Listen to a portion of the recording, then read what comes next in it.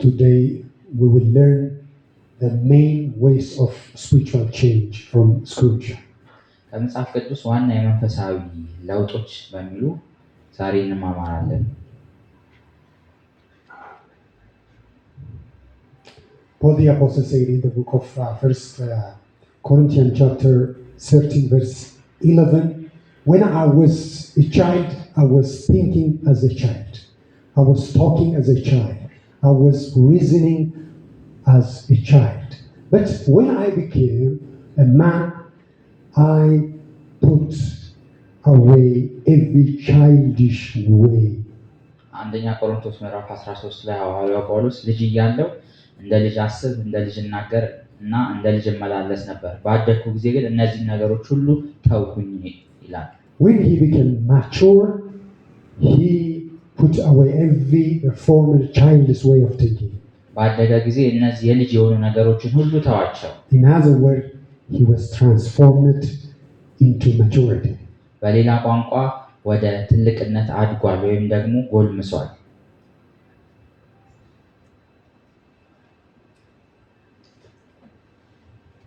Hallelujah. The way we have this spiritual transformation is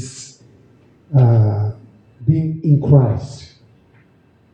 ለመንፈሳዊ ለውጥ ከመንገዶቹ አንዱ በክርስቶስ ኢየሱስ መሆን ነው። Being in Christ. በክርስቶስ ኢየሱስ መሆን። Hallelujah. Would you say with me, being in Christ? Being in Christ.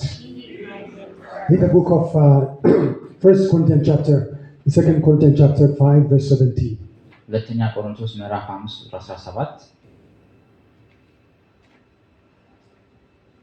Therefore, if anyone is in Christ, the new creation has come. The old has gone. The new is here. ስለዚህ ማንም በክርስቶስ ቢሆን አዲስ ፍጥረት ነው፣ አሮጌው ነገር አልፏል፣ እነሆ አዲስ ሆኗል። Every genuine transformation starts with being in Christ or being a new creation. ሁሉም እውነተኛ የሆነ ለውጥ በክርስቶስ በመሆን ወይም ደግሞ አዲስ ፍጥረት በመሆን ይጀምራል። It starts having new birth in Christ. በክርስቶስ አዲስ ልደት ወይም አዲስ ውልደት በማግኘት ይጀምራል። It starts within our heart. በልባችን ነው የሚጀምረው። Within our inner man. በውስጥ ማንነታችን። If any man who is in Christ, he is a new creation. ማንም ሰው ቢሆን በክርስቶስ ከሆነ እሱ አዲስ ፍጥረት ነው። He is a new creation. እሱ አዲስ ፍጥረት ነው። This kind of creation you will never find in the former creation or the old creation when God created this universe. እንደዚህ አይነት ተፈጥሮ ባለፈው እግዚአብሔር ዓለማትን በሚፈጥርበት ጊዜ በነበረ ጊዜ ሁሉ አናገኘው። This kind of creation is different from Genesis creation. ከዘፍጥረቱ ፍጥረት ይሄኛው የተለየ ነው። This creation is new brand creation. ይሄ አዲስ የሆነ ፍጥረት ነው። Because this creation came through Christ. ምክንያቱም ይሄ ፍጥረት የመጣው በክርስቶስ ነው። The Bible says clearly, if any man is in Christ, መጽሐፍ ቅዱስ ማንም ሰው በክርስቶስ ቢሆን ይላል፣ he is a new creation. እሱ አዲስ ፍጥረት ነው። He is new creation. እሱ አዲስ ፍጥረት ነው። He has a new identity in Christ. እሱ በክርስቶስ አዲስ ማንነት He has new Christ-like character in his life. በሕይወቱ ክርስቶስን የሚመስል ባህሪ አለው። Praise be the name of the Lord. የእግዚአብሔር ስም የተመሰገነ። This is not external change. ይሄ ውጫዊ የሆነ ለውጥ ሳይሆን Not outward change. በውጭ የሚታይ ለውጥ አይደለም። It is inner man change. የውስጥ ማንነታችን ነው። By the Spirit of God, it comes through Christ. Hallelujah. በእግዚአብሔር መንፈስ በክርስቶስ በኩል የሚመጣ ለውጥ ነው። The old things passed away. አሮጌው ነገር አልፏል። The former identity. ያ የወደቀው ማንነት፣ The old identity. ያ አሮጌው ማንነት፣ The old way of thinking. ይሄ አሮጌው የሆነ አስተሳሰብ፣ the way how we behave. አሮጌ የሆነ ነገሮችን ደግሞ የምናደርግበት የምንኖር The old character that represents this world. ማንኛውም ይሄን ዓለም የሚወክል አሮጌ የሆነ ባህሪ In Christ, God took away from our life. ከሕይወታችን በክርስቶስ እግዚአብሔር ወስዶታል። Hallelujah. አሜን።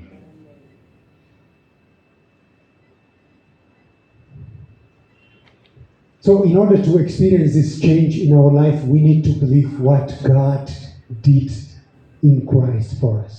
ይህን አይነት ህይወት በህይወታችን ለመለማመድ እግዚአብሔር በክርስቶስ ያደረገውን ነገር ማወቅ አለብን። We need to accept who we are in Christ. በክርስቶስ ማን እንደሆንን መቀበል አለብን። We need to open our heart and receive our new identity in Christ. ልባችንን ከፍተን በክርስቶስ ያለን አዲስ ማንነት መቀበል አለብን። Yes, because of the Holy Spirit, God regenerated us for new life. በክርስቶስ በመንፈስ ቅዱስ እግዚአብሔር አዲስ ፍጥረት አድርጎ ሰርቶናል። But through the renewal of our mind, we need to accept this reality. ይህንን እውነታ በአእምሯችን መታደስ መቀበል አለብን። It is not impossible to make it happen in our life unless we fully accept this identity.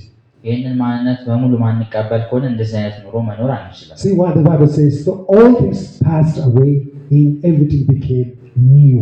አሮጌው ነገር አልፏል፣ እነሆ ሁሉም አዲስ ሆኗል ይላል። From the old thing into new thing. ከአሮጌው ነገር ወደ አዲስ ነገር። You see the change, you see the transformation happened through Christ. ለውጡን ታያላችሁ በክርስቶስ ኢየሱስ የተፈጠረው። From the old into new. ከአሮጌው ወደ አዲስ። Hallelujah. Jesus said, anyone who follows me, he will no longer live in darkness. ማንም የሚከተለኝ ቢኖር በጨለማ አይኖርም ይላል። But he lives in light. በብርሃን ይኖራል። Hallelujah. You see the difference, you see the change. But before he is in Christ, he was living in darkness. ለውጡን ይኸው መጀመሪያ በክርስቶስ ከመሆን በፊት በጨለማ ነበረ። He was living in sin. በኃጢአት ነበር የሚኖረው። He was living according to the will of Satan. በሰይጣን ፍላጎት መሰረት ነበር። But now when he decided to follow Jesus Christ, ግን አሁን ክርስቶስን ለመከተል ሲወስን he came from darkness to light. ከጨለማ ወደ ብርሃን መጣ። He came from this big darkness into marvelous light. ከዚህ ድቅድቅ ጨለማ ወደ አስደናቂ ብርሃን መጣ። Because of Christ. በክርስቶስ ምክንያት። Because of the work of redemption. ምክንያቱም Because of the blood of Jesus. ከክርስቶስ ደም የተነሳ። Hallelujah.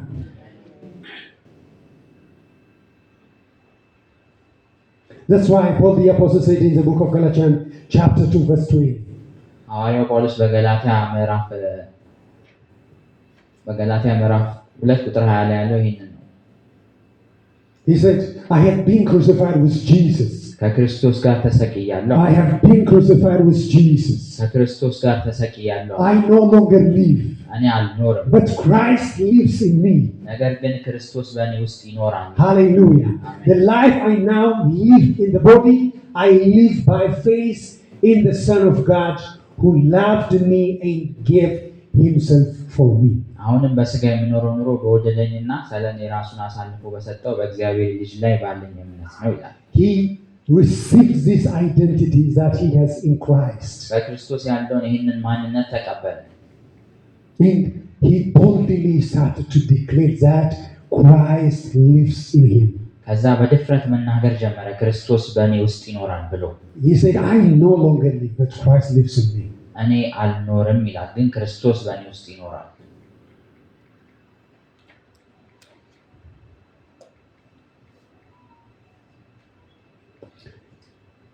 Because of this transformation which happened in Christ, you'll never find the former soul in the life of this new Paul. በዚህ አዲሱ ጳውሎስ ውስጥ ቀድሞ የነበረውን ማንነቱን አታገኙትም በክርስቶስ ኢየሱስ ስለተለወጠ። Because he has changed. ምክንያቱም ተለውጧል። Because Christ changed him. ምክንያቱም ክርስቶስ እርሱን ለወጠው። From Saul to Paul. ከሳኦል ወደ ጳውሎስ ለወጠው። From persecutor to an apostle. ከአሳዳጅነት ወደ ሐዋርያነት ለወጠው። Hallelujah.